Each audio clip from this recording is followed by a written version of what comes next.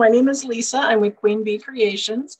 I'm an independent Stampin' Up! Demonstrator, and I'm here today to show you this very cool technique. It's called the Circle Swirl technique, and it's made using these stitched shapes framelits, and we're going to cut out some circles and we're going to make them do a swirl. I'm going to flip you over to my desk and we'll get started making this super cute card. Project on my desk. In order to make this swirl, I took my stitched framelits and I cut out the largest and the smallest with my outside colors.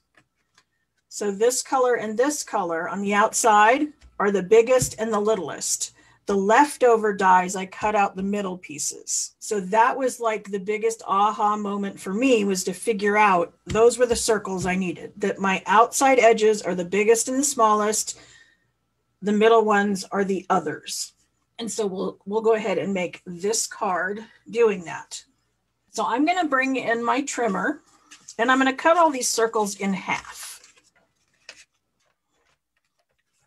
And it's really easy to do by laying it in there. And then I'm kind of watching, it's almost to 1.5 inches here, almost to 1.5 inches over here.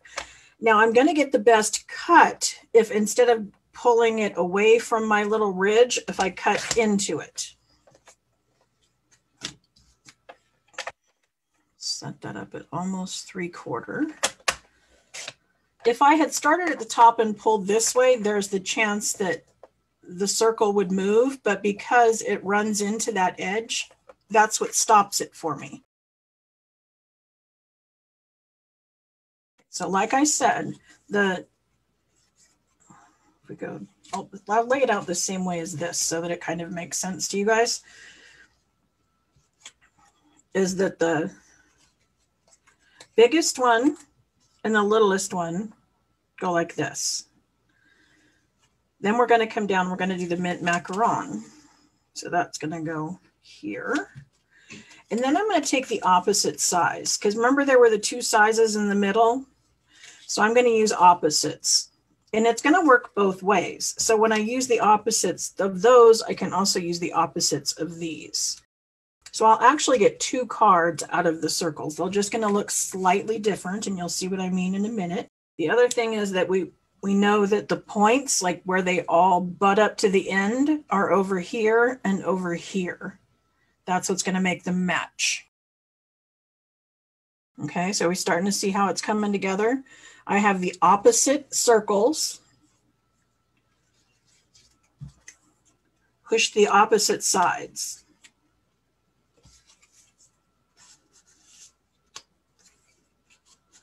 On steady hands. So see, similar, not exactly the same. I suppose they could be if I flip them, but you get the idea. That's how I did my circles, is you cut them in half and then you go smallest to largest of the opposites. I suppose if I had done them this way, I could have glued them all together that way, cut them in half, and then done this, and then that would be the same thing with this side. Whatever's going to make the most sense to you. But I just know when I was doing it to begin with, I was pulling my hair out. And I thought there's got to be an easier way. So find out what it is that's going to make it click for you. And that's what you're going to want to do. I'm telling you how it clicked for me. And if that helps, great. So now I'm going to use liquid glue, because again, the other thing is I want to make sure that I'm very flush on this edge. I don't want it too far apart and revealing the green underneath, and I don't want it hanging over the top. They have to be very flush because that's where they're going to meet up in the middle. I'm going to quickly put the other one together, just because I have this tendency to cut out all these pieces and then have the leftovers on my desk for months to come. I'm sure I'm the only one that does that, right? Nobody else has extra pieces. You can open up any one of my stamp cases and there's proof. And when they go to a stamp set, I'm a little better because at least I can put them away. Like these ones here. These were cut out of the well-written dies. that go with the well said stamps. And what I did is I put a clear envelope inside here, and these are all my extras. But on something like this, they don't necessarily go with a particular thing. But if I finish it, then I have 2 cards to send, right? So if you place an order with me, there's a good chance this will be your thank you card. There we go. There's a little bit of a thickness difference, obviously, because this side is 4 layers thick and over here it's only 1. I suppose you could use a hole punch and maybe punch out some small circles and put them over there. That would make them bump up to be the same height. But I found it didn't make a lot of difference. But it's up to you on whether or not that's something that would bother you. Here I have my card base. Thought I grabbed terracotta tile, but this is terracotta tile. This is Calypso coral. Very, very close. One of them is an in color.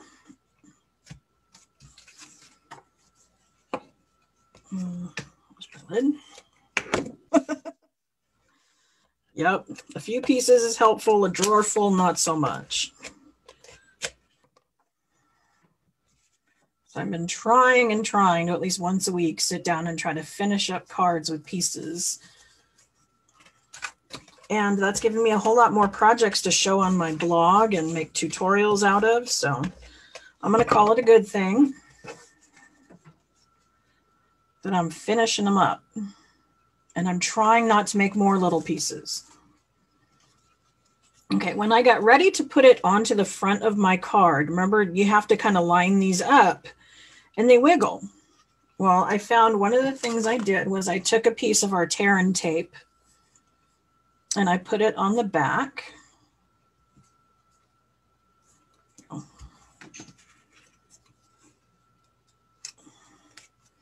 So this is the sticky side.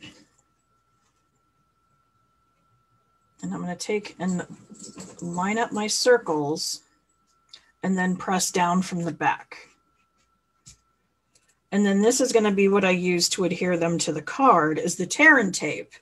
And by putting them like this, I ensure that my area that I want to be is lined up.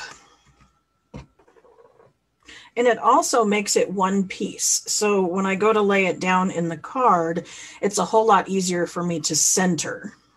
Because if I was trying to put one side and guess, you know, where the other side would line up, I'd probably be off. Okay, so now all I need is the happy. And like I said, that came from our Well Said stamp set, which is this one here. And it coordinates with the well-written dies. This is how they came as a bundle. And it was a little bit pricey, but it covers so many occasions, it's ridiculous because there's friend, sympathy, wishes, groom, bride, baby, miss, you, love you, thanks, welcome, hooray, happy birthday. It covers all the occasions. And so what I did is I combined them by using the die across here and then using the stamp set in the circle. So again, I just took the smallest circle. Let's like used very vanilla. And then I used the word across the front. Here we go. So I have birthday and I cut it out using the adhesive sheets. And so what I did is I put a piece of adhesive sheet onto my cardstock before I die cut it. And what that did was it made it a sticker. So I'm able to peel this off and it's already sticky. It's the best way to make sure that I have adhesive down to make it stick, but not so much that it's going to ooze out the side. And then, like I said, I'm going to bring in my stamp set, and here I have happy. And then I have an inside of the card celebrating another year of happiness. So that's going to go on my inside layer. Because this was a 6-inch strip of designer series paper that I cut down to 4 by 5 1/4. I had this little 4" by, I don't know what, 3/4 left over. And so I just move it to the inside, and that's how I'm going to coordinate.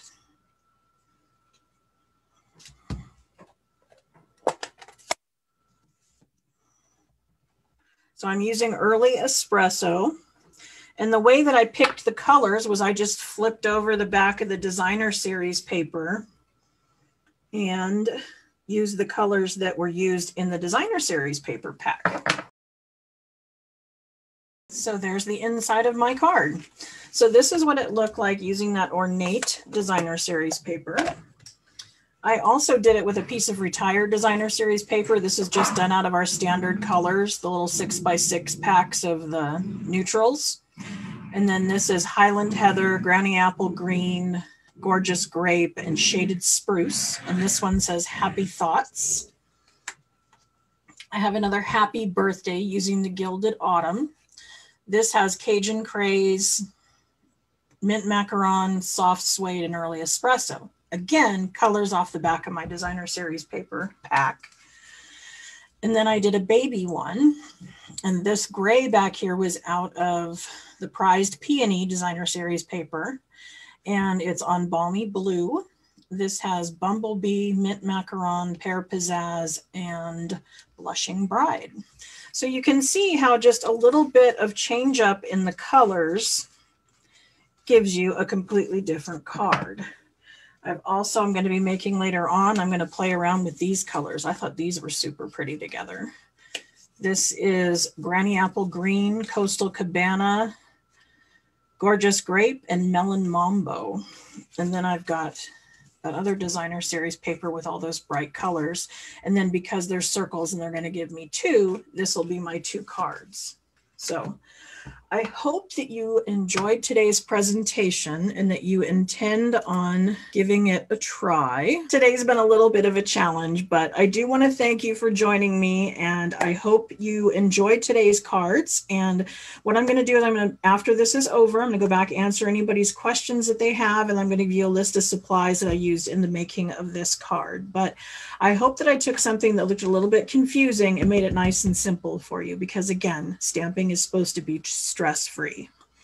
Thanks for joining me, and I'd love to see you in my Coffee and Cards group on Thursday mornings. We don't actually do any tutorials or anything, but we do get together and all work on our own projects and just chat. It's a way for us to get together and not feel so alone in the middle of our whole quarantine experience. And then I will be back here with another tutorial on Monday at 2:30. So thanks for joining me, and hopefully I will see you soon. Bye.